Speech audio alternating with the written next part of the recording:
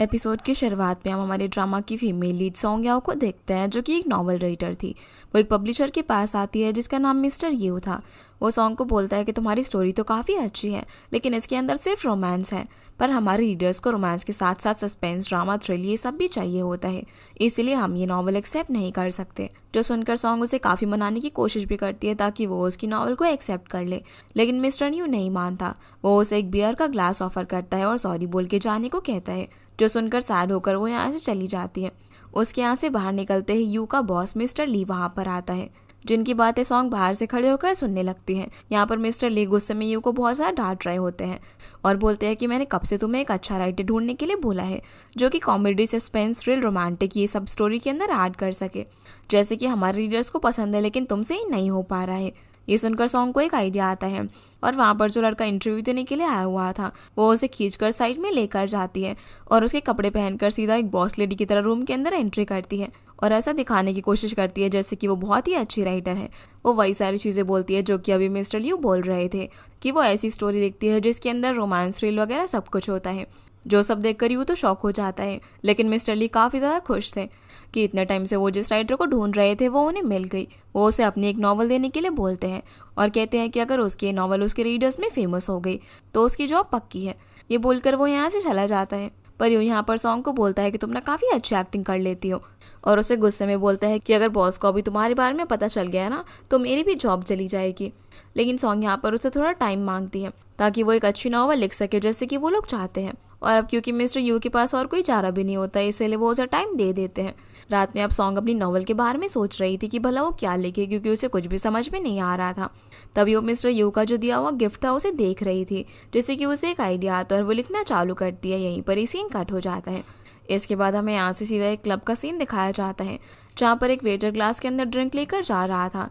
उसके कान में ब्लूटूथ से यहाँ पर कोई इंस्ट्रक्शन दे रहा था। वो बताता है कि कैसे एक बहुत ही स्पेशल ग्लास है जिसके अंदर ट्रांसमीटर लगा हुआ है।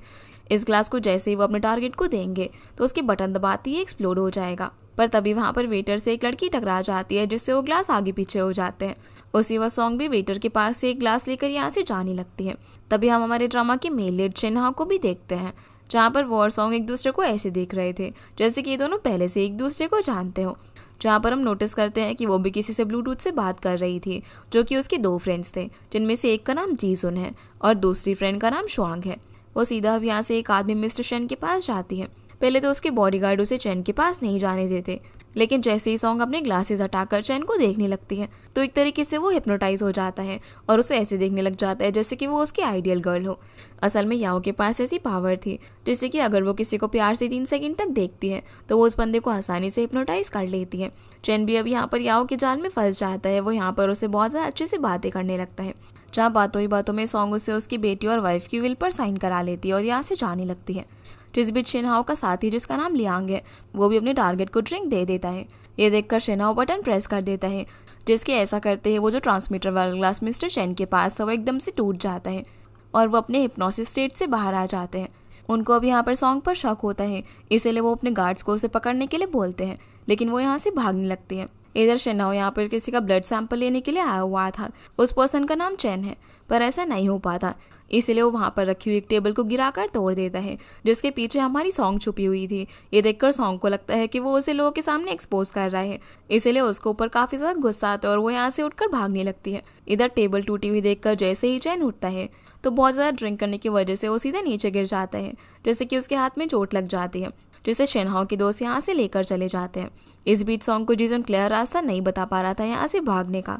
तभी वहाँ पर अनाउंसमेंट होती है कि जिस लड़की को पकड़ना है उसने एक ब्लैक ड्रेस पहनी हुई है और उसके खुले बाल है।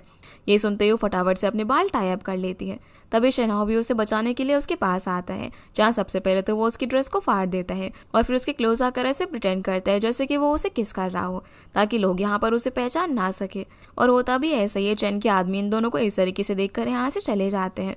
उनके जाते ही सॉन्ग उस पर बहुत ज़्यादा गुस्सा करती है, क्योंकि उसे लगता है कि पहले तो ये बंदा खुद ही मुझे एक्सपोज कर रहा था और अब जानबूझकर मुझे बचाने के बहाने मेरे क्लोज आने की कोशिश कर रहा है, इसीलिए उसे उस पर काफ़ी गुस्सा आता है। लेकिन शिन्ना उसे इग्नोर करके यहाँ से चला जाता है। सॉन्ग अब अपने दोस्तों के साथ वापस घर आती है, जहाँ पर वो काफ़ी ज़्यादा थकी हुई थी। वो बोलती है कि मिस्टर चैन ने अपनी वाइफ को चीट किया और सारी प्रॉपर्टी खुद के नाम पर कर दी। और अपनी बीवी और बेटी को अकेला छोड़ दिया, इसीलिए अबू से पता चलेगा, क्योंकि सॉन्ग ने अबू से डॉक्यूमेंट्स पर साइन करवा के उसकी वाइफ की प्रॉपर्टी उसे वापस दे दी थी। इसीलिए वो फटाफट से उन्हें डॉक्यूमेंट्स भेज देते हैं। और सॉन्ग यहाँ पर अपने फेवरेट आइडल का पोस्टर लेकर आई हुई थी, जिसके साथ वो यहाँ पर फोटोज क्लिक करवाने लगती है और काफ़ी ज़्यादा खुश होती है। दूसरी तरफ हम शिन्हा और उसके फ्रेंड्स को आपस में बात करता हुआ देखते हैं, जिनको चैंग का ब्लड सैंपल मिल गया था। पर यहाँ पर दोनों फ्रेंड्स एक दूसरे को आपस में ब्लेम कर रहे थे कि उनकी वजह से गड़बड़ी हो गई, वो लोग पकड़े भी जा सकते थे, जिनकी इन सब बातों पर शन कोई भी ध्यान नहीं देता। इसके बाद हम जीसुन को देखते हैं, जो आके बताता है कि मिस चेन ने उन्हें पैसे दे दिए हैं, जिन पैसों को वो तीनों आपस में डिवाइड कर लेते हैं और फिर खाना ऑर्डर करने के लिए बोलते हैं। पर दोनों ही गर्ल्स यहाँ पर जीसुन को खाना ऑर्डर करने के लिए बोलती है। वो कहता है कि भला मैं कि तुम दोनों को खाना खिलाओ, तुम मेरे ही घर पे रहते हो और खाना भी मैं ही खिलाऊँ तुमको। पर ये लोग किसी तरीके से उसके फ़ोन से ही खाना ऑर्डर कर देते हैं। यहाँ से फिर सॉन्ग हमें अपनी नरेशन में बताती है कि कैसे 15 साल से ये तीनों फ्रेंड्स हैं, पर एक दिन जब आसमान में शूटिंग स्टार गिर रहा था, उसका एक पार्टिकल उसकी आंखों में चला गया। तभी से उसके साथ कुछ अजीब चीज़ें होने लगी। वो जब भी किसी आदमी को 3 सेकंड तक देखती है तो वो उसके प्यार में गिर जाता है, जिस सबकी वजह से उसके पीछे हमेशा काफ़ी लड़के पड़े रहते थे।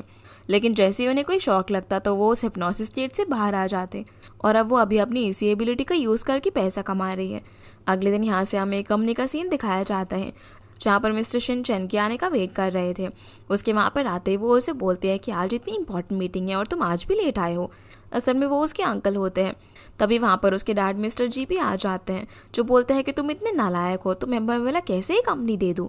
लेकिन शैन यहाँ पर चैंग की साइड लेता है और बोलता है कि उसका एक्सीडेंट हो गया, इसीलिए वो थोड़ा लेट हो गया आने में, और वो वैसे भी इतने दिनों से काम कर रहा था। लेकिन मिस्टर जी को पता होता है कि उनका बेटा बिल्कुल भी कैपेबल नहीं है और बोलते हैं कि तुम्हारी मॉम और तुम्हारे अंकल ने तुम्हें सर पर चढ़ा रखा है। फिर वो सभी लोग अब मीटिंग रूम की तरफ जा रहे होते हैं। अब जैसे ये लोग मीटिंग रूम में पहुंचते हैं तो वहाँ पर पहले से ही शिन्हाओ बैठा हुआ था, जिसे देखकर मिस्टर जी उससे पूछ लेते हैं कि आखिर तुम कौन हो। तो वो यहाँ पर सभी के सामने खुद को जी चुआंग कहकर इंट्रोड्यूस करता है। ये सुनकर मिस्टर जी बहुत ज़्यादा शॉक हो जाते हैं और उसे अपने ऑफिस में लेकर जाते हैं बात करने के लिए, जहाँ में पता चलता है कि जी चुआंग मिस्टर जी की फर्स्ट वाइफ का बेटा है, जिसे उन्होंने पहले ही डिवोर्स दे दिया था। और आप लोग मुझे यहाँ पर देखकर यही सोच रहे हो ना कि मैं भला उस इंसिडेंट में कैसे बच गया, क्योंकि आप लोगों को तो यही लग रहा होगा कि मैं मर गया। और फिर उन्हें बताता है कि कैसे जब मिस्टर जी ने उसकी मॉम को छोड़ दिया था तब वो लोग एक आइलैंड पर रहने के लिए चले गए, जहाँ पर जब मैं और मेरा फ्रेंड खेल रहे थे तब खेलते खेलते मैं कबर्ड में छुप गया। लेकिन तभी घर के अंदर एक बहुत ही भयानक आग लगी, जिसके अंदर उसकी मॉम और उसका दोस्त जलकर मारे गए, जिससे कि सभी लोगों को लगा कि वो मर गया है।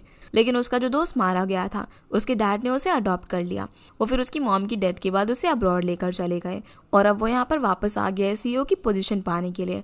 वो बोलता है कि मुझे पता है कि मॉम के पास बहुत शेयर्स है इस कंपनी में और अगर वो मैंने बेच दिए तो ये कंपनी डूब जाएगी।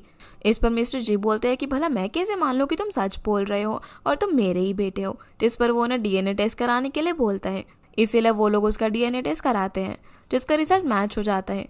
ये देखकर मिस्टर जी कंपनी को अपने हाथों से जाने से बचाने के लिए उसे एक पेपर दिखाते हैं, जिसमें उसकी मॉम के साइन थे, जिसमें लिखा हुआ था कि अगर कभी भी कंपनी का सीईओ चेंज होगा तो उसके लिए उस पेपर पर उन्हें एक स्टैंप लगाना होगा, जो कि उसकी मॉम ने एक स्पेशल लॉकेट में बनाकर रखा हुआ था। और ऐसा उसकी मॉम ने उसे किसी मिसहैपनिंग से बचाने के लिए किया था। तो अगर उसके पास वो स्टैंप है तब तो वो सीईओ बन सकता है, वरना उसे कुछ भी नहीं मिलेगा। ये बोलते हुए मिस्टर जी यहाँ पर एक सिगार जलाते हैं, जिसे देखकर शेनाओ को काफ़ी अनकंफर्टेबल फील होने लग जाता है। पर फिर वो यहाँ पर किसी तरीके से खुद को संभालता है और बोलता है कि बोर्ड मीटिंग 7 दिन में होने वाली है ना, उस वक्त मैं उस नेकलेस को लेकर आ जाऊँगा, क्योंकि मैं उसे हमेशा अपने पास ही पहन कर रखता हूँ। ये बोलकर वो यहाँ से चला जाता है। अब जैसे ही शेनाओ कार में जाता है तभी जांग यहाँ पर उससे पूछता है कि सब कुछ कैसा रहा। तो बताता है कि उन लोगों को यकीन हो गया है कि मैं ही जी चुआंग हूँ, इसीलिए अब हम लोग अपने अगले स्टेप पर प्रोसीड करेंगे। यहाँ से फिर हम जीजुन को देखते हैं, जो कि बहुत ही मज़े से गेम खेल रहा था, क्योंकि उसे गेम्स खेलना बहुत ज़्यादा पसंद था। तभी सॉन्ग भी घर पर आ जाती है, जिसे चुआंग एक और मिशन के बारे में बताती है। पर मिशन के बारे में सुनने से पहले वो उसे करने से साफ साफ मना कर देती है, क्योंकि पिछले मिशन में जो कुछ भी हुआ था वो अभी भूल नहीं पाई थी, इसलिए उसे कुछ दिन का रेस्ट चाहिए था। और जीजुन भी यहाँ पर बोलता है कि हाँ अभी हमें रेस्ट करना चाहिए। पर शुआंग यहाँ पर फिर भी सॉन्ग को मनाने लग जाती है और जीजुन को भी मनाने के लिए बोलती है, जो देखकर वो कहता है कि तुम लोग मेरे ही घर पर और मेरी बात नहीं मानते, और सॉन्ग ना मेरी फ्रेंड है, तुम लोगों को ना मुझे थोड़ा सा रिस्पेक्ट से बात करना चाहिए। ये सुनकर जब दोनों लड़कियां उसे घूरने लग जाती है तो वो चुप हो जाता है। सॉन्ग भी अब यहाँ से उठकर जाने लगती है। तभी शुआंग उसे बताती है कि इस काम के उन्हें 5 लाख युआन मिलेंगे। जहाँ इतना पैसा सुनकर ये दोनों ही फटाफट से हाँ बोल देते हैं। शुआंग अब यहाँ पर उसे मिशन की डिटेल्स बताने लग जाती है, जो कि असल में कोई और नहीं बल्कि शिन्हाओ का मिशन था, जिसमें सॉन्ग को उसके पास जो नेकलेस है वो उसे लेना था और इस काम के लिए उसके पास 7 दिन है। जहाँ पर शेनाओ की शक्ल देखते हुए उसे गुस्सा आने लग जाता है क्योंकि उनकी पहली मीटिंग बिल्कुल भी अच्छी नहीं रही थी। इसलिए वो बोलती है कि वो उसे हिप्नोटाइज करके ये काम तो आसानी से करवा सकती है और मान जाती है। इसके बाद सॉन्ग और उसके दोस्त अब शेनाओ की पूरी इन्फॉर्मेशन निकालते हैं और अब उनके पास 6 दिन थे उसका नेकलेस पाने के लिए। दूसरी तरफ हम शेनाओ को उसके फ्रेंड्स के साथ देखते हैं, जहाँ पर शेनाओ उसे एक फेक नेकलेस प्रिपेयर करने के लिए बोलता है क्योंकि वो ना ही जी चुआंग था और ना ही उसके पास वो रियल नेकलेस था। इस पर जांग कहता है कि अगर उन लोग को पता चल गया कि ये फेक नेकलेस है तो ये सब करने के लिए वो लोग जेल भी जा सकते हैं, इसलिए उन्हें कोई और रास्ता ढूंढना होगा।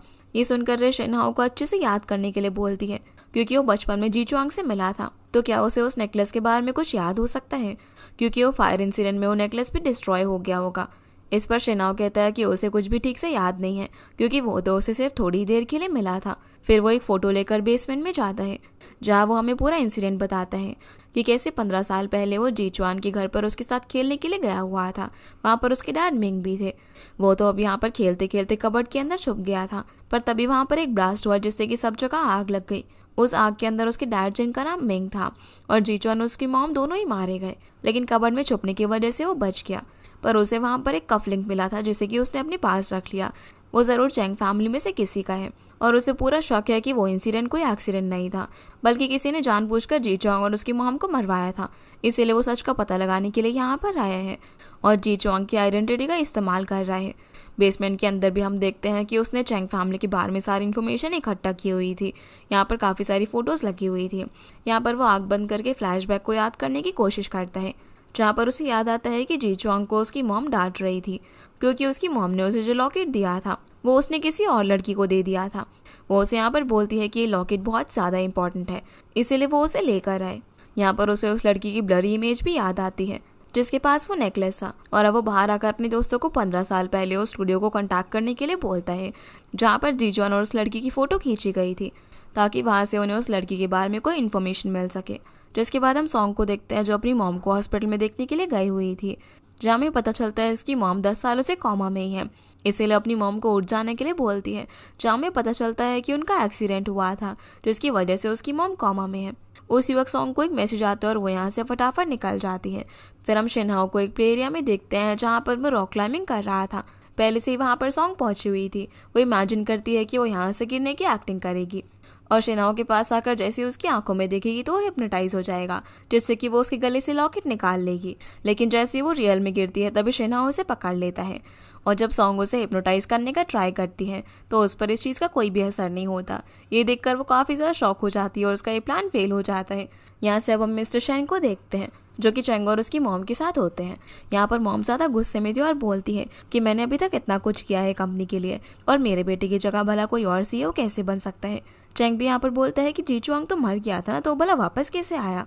इस पर अंकल शेन बोलते हैं कि उस वक्त वहाँ पर 2 डेड बॉडीज थी, तो उन्हें लगा कि वही जी चुआंग होगा और उनका फ्यूनरल भी उन्होंने काफ़ी जल्दबाजी में करवाया था, इसीलिए उन्होंने कभी सोचा ही नहीं कि वहाँ पर कोई और भी हो सकता है। वैसे वो तुमसे बड़ा है तो ये पोजीशन उसे ही मिलनी चाहिए, लेकिन मैं ऐसा नहीं होने दूंगा और सीन यहीं पर कट हो जाता है। इसके बाद हम शेनहाओ को एक क्लब में देखते हैं जहाँ पर चेंग ने उसे बुलाया हुआ था। वो शेनहाओ को यहाँ पर कुछ पैसे देकर वापस चले जाने के लिए बोलता है, पर वो नहीं मानता, जो देखकर वो कुछ गार्ड्स को शेनहाओ को पीटने के लिए बोलता है। लेकिन शेनहाओ तो उनसे बहुत ही अच्छी फाइट करता है और सभी को नीचे गिरा देता है। ये देखकर चेंग डरने लग जाता है कि कहीं अब उसकी बारी ना हो पिटने की। इसी बीच हम क्लब के बाहर सॉन्ग और उसके फ्रेंड्स को देखते हैं जहाँ पर सॉन्ग काफ़ी ज़्यादा ड्रंक थी। वो यहाँ पर शॉन्ग से बोल रही होती कि भला उसका हिप्नोसिस शेनहाओ पर काम क्यों नहीं किया। ये सुनकर शॉन्ग उसे बोलती है कि कहीं ऐसा तो नहीं कि कहीं उसकी पावर सब खत्म हो गई हो। तभी जीजुन भी यहाँ पर उन्हें बताता है कि इस क्लब के अंदर अभी शेनहाओ आया हुआ है। ये सुनते ही सॉन्ग एक आदमी के पास जाती है जो ये क्लब में एंट्री ले रहा था। वो उसे हिप्नोटाइज करके उसके साथ अंदर चली जाती है। इधर शेनहाओ जब चेंग के साथ होता है तभी वहाँ पर सॉन्ग आकर उसे खींच कर लेकर जाती है और उसे 3 सेकंड तक उसकी आंखों में देखने के लिए बोलती है। जहाँ उसके काफ़ी बार ट्राई करने पर भी जब कुछ नहीं होता तो वो उसे रोक देता और बोलता है कि 3 सेकंड हो गए। ये बोलकर फिर वो उसके क्लोज आने लग जाता है, जो देखकर सॉन्ग काफ़ी डर रही थी। तभी क्लब के अंदर एंट्री होती है एक रिच और हैंडसम लड़के की जिसका नाम शेन सेलिन है। वो बहुत ज़्यादा सेल्फ ऑब्सेस पर्सन होता है। उसे लगता है कि उससे ज़्यादा हैंडसम कोई है ही नहीं यहाँ पर। वो जैसे ही शेना और सॉन्ग को साथ में देखता है तो वहाँ पर आकर उन्हें रोक देता है। अब जैसे ये दोनों एकदम से उसकी तरफ देखते हैं तो सॉन्ग के साथ उसका आई कांटेक्ट होने की वजह से वो हिप्नोटाइज हो जाता है और सॉन्ग उसे उसके आइडियल वुमेन लगने लगती है। वो यहाँ से शिनाओ को हटने के लिए बोलता है और सॉन्ग को प्रोटेक्ट करने की बातें करने लगता है। वो अपने बारे में यहाँ पर बताने भी लग जाता है कि कैसे वो कितना हैंडसम है और ये सारी चीज़ें। पर तभी यहाँ पर उसका बड़ा भाई आ जाता है, जिसे देखकर शेलिन डर जाता है, क्योंकि उसके बड़े भाई के सामने उसकी बिल्कुल भी नहीं चलती थी। शेलिन का भाई नया सीईओ बनने के लिए शिन्हा को कॉन्ग्रेचुलेट करता है और शेलिन को काम पर ध्यान देने के लिए बोलता है, लेकिन उसका दिल तो सॉन्ग पर आ गया था। अगली सुबह अब शुआंग आकर सॉन्ग को जगाती है और उसे एक पेपर दिखाती है, जिसे देखकर दोनों एक्साइटेड हो जाते हैं। दूसरी तरफ हम जियांग को देखते हैं। उसने पेपर में न्यूज़ दी हुई थी कि कैसे शिन्हा एक लड़की को ढूंढ रहा है जिससे वो बचपन में एक आइलैंड पर मिला था, जिसकी ऐसी हरकतें देखकर शिन्हा उसे बोलने लग जाता है कि आखिर वो ये सब क्या कर रहा है। पर जियांग बताता है कि उनके पास यही एक आखिरी ऑप्शन है उस लड़की को ढूंढने का, क्योंकि फोटो स्टूडियो से कांटेक्ट करने पर भी उन्हें वो फोटोज नहीं मिल पाई थी। दूसरी तरफ शुआंग सॉन्ग को बताती है कि जिस लड़की को ढूंढ रहा है वो भी तुम्हारे होम टाउन से ही है, इसीलिए अब तुम्हारा उसके क्लोज जाना और भी आसान हो जाएगा। सॉन्ग उसे बताती है कि कैसे उसके लिए उसे एक टेस्ट देना होगा, जिसकी उसे प्रिपरेशन कराती है। ये टेस्ट एक हॉल के अंदर होने वाला था, जहाँ पर रे जियांग और शिन्हा वेट कर रहे थे। वहाँ पर काफ़ी सारी लड़कियाँ आती है, जिनमें से एक सॉन्ग भी थी। उसे देखकर शिन्हा हैरान हो जाता है और बोलता है कि ये यहाँ पर क्यों आई है, ये ना एक स्कैमर लड़की है। जैसे अब टेस्ट शुरू होता है तो शुआंग के प्रिपेयर किए हुए सारे क्वेश्चन वहाँ पर आए हुए थे, इसीलिए सॉन्ग काफ़ी अच्छे से उनका जवाब देती है। टेस्ट के खत्म होने के बाद उसके रिजल्ट रे जाकर शिन्हा को दिखाती है, जिसमें सबसे ज़्यादा सही जवाब सॉन्ग ने दिए थे। पर वो उसका नाम लिस्ट में से काट देता है, क्योंकि उसे लग रहा था कि वो एक स्कैमर है और उसे फंसाने के लिए यहाँ पर आई हुई है। इसीलिए अब रे बाकी क्वालिफाई की हुई लड़कियों के नाम लेती है। अब जब लिस्ट के अंदर सॉन्ग का नाम नहीं होता तो वो गुस्से में रे से जाकर पूछती है कि भला उसका नाम लिस्ट के अंदर क्यों नहीं है, और खुद ही उससे फाइल छीन कर देखती है जिसमें उसका नाम काटा हुआ था। ये देखकर वो काफ़ी गुस्सा करती है और पूछती है कि मेरा नाम कट क्यों किया हुआ है। तो रे बोलती है कि शिन्हा ने कहा है कि तुम कभी भी उसकी फ्रेंड नहीं हो सकती। पर जब सॉन्ग यहाँ से जाने को नहीं मानती तो रे उसे गार्ड्स की मदद से यहाँ से बाहर निकलवा देती है। उसके जाने के बाद शिन्हा सभी लड़कियों से यहाँ पर सवाल करता है कि 26 जुलाई 2006 में जब वो उनसे आइलैंड पर मिला था तब उसकी जो फ्रेंड थी उसने कौन से कलर की स्कर्ट पहनी हुई थी। जिस बात का जवाब कोई भी नहीं दे पाता, तभी सॉन्ग वहाँ पर अंदर आती है। वो शिन को यहाँ पर बहुत बुरा भला कहने लग जाती है और सारी लड़कियों को भी बोलती है कि एक प्ले बॉय है, वो सिर्फ उन्हें परेशान करने के लिए ये सब कर रहा है, इसलिए उसके जाल में मत फंसो। और उसे जवाब देती है कि उस टाइम आइलैंड में काफ़ी ज़्यादा ठंड रहती है, तो उसने उस वक्त स्कर्ट नहीं पहना था। ये बोलकर वहाँ से जाने लगते हैं और शिन्हा उसे देखता रह जाता है, जो सुनकर शिन्हा को भी यकीन हो जाता है कि यही वो लड़की है, इसीलिए वो भी उसके पीछे जाने लगता है। जिनकी ये सारी बातें ब्लूटूथ से शुआंग सुन रही थी। वो यहाँ पर सॉन्ग को बोलती है कि बाहर ना वो कुछ सीन क्रिएट करवाने की कोशिश करेगी, जहाँ वो उसके सामने सिंपैथी बटोरने की कोशिश करे ताकि उसको उस पर और ज़्यादा यकीन हो जाए। जैसे अब सॉन्ग बाहर जाती है तो वहाँ पर कुछ गुंडों को देखती है, जिससे उसे लगता है कि शुआंग ने उन गुंडों को वहाँ पर एक्टिंग करने के लिए भेजा हुआ है। पर तभी वहाँ पर मिस्टर चैन आ जाता है। ये गुंडे उसके थे, जो कि उसने उस सॉन्ग को मारने के लिए भेजे थे, क्योंकि उसने उसकी प्रॉपर्टी और डॉक्यूमेंट साइन करा के अब उसकी वाइफ को दे दी थी। जहाँ वो बोलता है कि उस दिन पता नहीं तुमने मेरे ऊपर कैसा स्पेल कर दिया था, जैसे ही मैंने तुम्हें देखा तो तुम्हारी सारी बात मानने लगा, लेकिन आज तुम यहाँ से बचकर नहीं जा सकती। ये बोलकर वो अपने गुंडों को उसे पीटने के लिए बोलता है। अब जैसे ही वो उसे पीटने वाले थे तभी वहाँ पर शिन्हा उसे बचाने के लिए आ जाता है। वो उसे साइड में खड़ा करके पुलिस को कॉल करने के लिए बोलता है और खुद उन गुंडों से फाइट करने लग जाता है। जिस बीच एक गुंडा सॉन्ग को पकड़ लेता है, जिसे बचाने के चक्कर में शिन्हा के हाथों में चाकू लग जाता है। पर तभी वहाँ पर पुलिस भी पहुँच जाती है, इसीलिए वो सारे गुंडे यहाँ से भाग जाते हैं। अब जैसे ही सॉन्ग देखती है कि शिन्हा के हाथों में चोट लगी है तो उसे बैंडेज कर देती है। जिस बीच शिन्हा उसे प्यार से देख रहा था, तभी वो देखता है कि सॉन्ग की नेक पर भी थोड़ी सी चोट लगी है, इसीलिए वो उसकी भी मेडिसिन लगा देता है। जहाँ पर सॉन्ग सोच रही होती है कि मुझे ना इससे अच्छे से बात करनी होगी और उसके क्लोज जाना होगा, इसीलिए इनकी जो पहली मीटिंग थी उसके लिए दोनों एक दूसरे को सॉरी बोलते हैं और अब इनके बीच में सब कुछ सॉर्ट आउट हो जाता है। यहाँ पर शिन्हा को भी रियलाइज़ हो जाता है कि ये लड़की इतनी बुरी नहीं है, क्योंकि उसने चैन और उसकी वाइफ की मदद की है। यहाँ से अब जैसे ही सॉन्ग वापस से घर जाती है तो सबसे पहले तो वो सॉन्ग पर गुस्सा करती है, क्योंकि उसे लगा था कि वो गुंडे उसने भेजे हैं। पर सॉन्ग उसे बोलती है कि उनके पास इतने पैसे नहीं हैं कि वो एक्टर्स को हायर कर सके। पर वो यहाँ पर उन्हें बताती है कि कैसे सब कुछ अच्छा हुआ और अब वो शिनाव के क्लोज जाकर जल्दी उसे वो लॉकेट ले लेगी। दूसरी तरफ शिनाव भी जियांग को ये बता रहा होता है कि उसे लगता है कि यही वो लड़की है, इसीलिए वो उसके क्लोज जाकर वो लॉकेट ले लेगा। तभी रे वहाँ पर आकर वो बैंडेज चेंज करने के लिए बोलती है, लेकिन वो मना कर देता है। ये देखकर जियांग बोलता है कि ये सॉन्ग ने किया है ना, इसीलिए मना कर रहा है, जो देखकर रे को अच्छा नहीं लगता क्योंकि वो शिनाव को पसंद करती थी। अगले दिन अब जैसे ही सॉन्ग अपनी शॉप से बाहर आती है तभी वहाँ पर शिनाव उसे लेने के लिए आ जाता है और उसे अपने साथ डेट पर चलने के लिए बोलता है, जो सुनकर वो उसे मना करने लगती है, लेकिन वो उसे अपनी कार में बैठा देता है।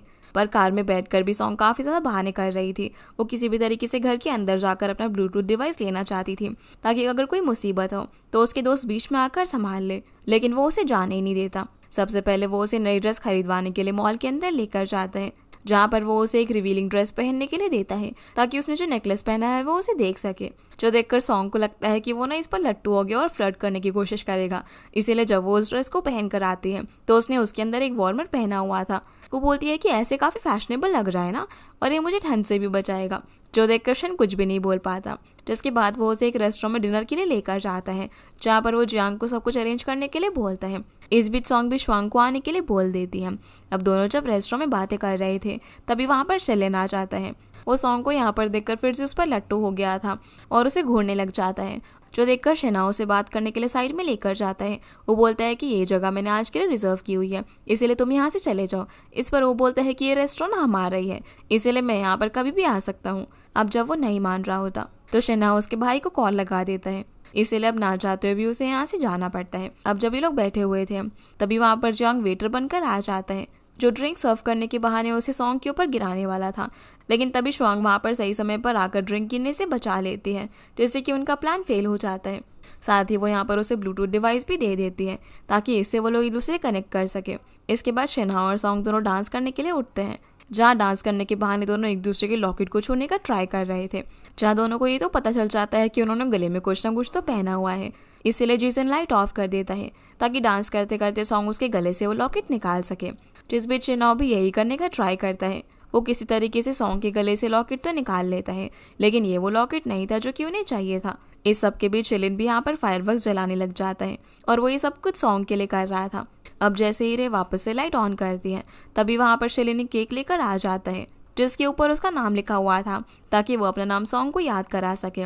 और उसके अंदर आग जल रही थी, जहाँ आग को देखकर शेनाओ को वापस से पैनिक अटैक आने लग जाता है। उसे बचपन के फ्लैशबैक्स भी याद आने लगते हैं, इसलिए वो सॉन्ग को बाय बोलकर जल्दी से यहाँ से चला जाता है, जहाँ उसकी हालत अब बहुत ज़्यादा खराब हो गई थी। अब अगले सीन में सभी लोग प्लान कर रहे थे कि वो नेक्स्ट मूव कैसे कर सकते हैं। तभी शेनाओ के पास सॉन्ग का मैसेज आता है कि तुम इतनी जल्दी वहाँ से चले गए, क्या तुम्हें कुछ ज़रूरी काम था। और फिर वो उसे अपने साथ स्विमिंग पर चलने के लिए बोलती है, जिसके लिए शेनाओ मान जाता है। जो देखकर श्वांग सॉन्ग को बोलती है कि वो तुम पर ट्रस्ट करने लगा है, लेकिन भला सर्दियों में स्विमिंग करने के लिए कौन जाता है। इस पर सॉन्ग बोलती है कि अगर वो स्विमिंग करने के लिए आएगा तो मैं उसका लॉकेट देख सकती हूँ और आसानी से निकाल भी लूँगी। इधर रे बोलती है कि क्या ही लड़की बेवकूफ़ है जो कि सर्दियों में स्विमिंग के लिए बुला रही है। इस पर शेनाओ बोलता है कि वो प्रॉब्लम नहीं है, पर वो लॉकेट है जो कि हमें उसके घर में मिलेगा, इसीलिए अब हमें उसका घर सर्च करना होगा। सीन अब यहाँ से कट होता है और हम सॉन्ग को एकदम स्विमिंग के लिए रेडी देखते हैं। तभी शेनाओ आता है, जिसने कि पूरा बॉडी सूट पहना हुआ था। अब उसे ऐसे देखकर सॉन्ग का नेकलेस देखने वाला प्लान तो फेल हो गया था। वो फटाफट से अब स्विमिंग करने के लिए कूद जाती है और शेनाओ को भी अपने साथ स्विमिंग करने के लिए बोलती है, पर वो उसे बोलता है कि अगर वो बिना वार्म अप के स्विमिंग करेगी ना तो उसे क्रैम्प्स आ सकते हैं। तभी सॉन्ग को एकदम से क्रैम्प्स आने लग जाते हैं और वो स्विम नहीं कर पा रही थी। ये देखकर शेनाओ भी पानी के अंदर कूदकर उसे बाहर ले आता है। यहाँ से फिर वो उसे हॉस्पिटल लेकर जाता है क्योंकि सॉन्ग को सर्दी लग गई थी। अब जब सॉन्ग हॉस्पिटल में बैठी हुई थी तभी उसके पास एक नर्स आकर उसकी मॉम के बारे में यहाँ पर उसे बात करने लग जाती है, जो चीज़ शेनाओ भी सुन लेता है। इसीलिए वो जियांग को मैसेज करके सॉन्ग की मॉम के बारे में इन्फॉर्मेशन निकालने के लिए बोलता है, जहाँ उसे पता चलता है कि उसकी मॉम एक एक्सीडेंट की वजह से कोमा में चली गई थी और वो 10 सालों से अभी तक नहीं उठी है। तभी वो देखता है कि सॉन्ग को ड्रिप लगने वाली है, लेकिन वो काफ़ी डर रही थी, इसलिए वो आकर उसकी आईज को कवर कर देता है। अब जब वो यहाँ पर सॉन्ग के साथ बैठा हुआ था तब सॉन्ग सोते सोते उसके कंधे पर सर रख देती है, जिसे इस तरीके से शेनाओ प्यार से देख रहा था। अब उठने के बाद जब वो उसे घर छोड़ने के लिए जा रहा होता है, पर वो मना करने लगती है। वो बोलती है कि अभी तो मैं ठीक हूँ और हम अपनी डेट को कंटिन्यू रख सकते हैं, लेकिन वो मना कर देते और बोलता है कि नहीं, मैं तुम्हें घर छोड़ कर आऊँगा और तुम वहाँ पर आराम करना। जो देखकर सॉन्ग डरने लग जाती है कि कहीं वो घर पर आकर उनकी जो प्लान की डिटेल्स वगैरह है वो सब ना देख ले, इसीलिए वो काफ़ी डर रही होती है। और इसी के साथ हमारा ये एपिसोड यहीं पर ख़त्म हो जाता है। तो गाइस, ये थी आज की वीडियो एंड आई होप आप लोगों को ये वीडियो पसंद आई होगी। तो इस वीडियो को लाइक कर चैनल को सब्सक्राइब जरूर कीजिएगा। आपसे फिर मिलते हैं अगले एपिसोड में, तब तक के लिए गुड बाय।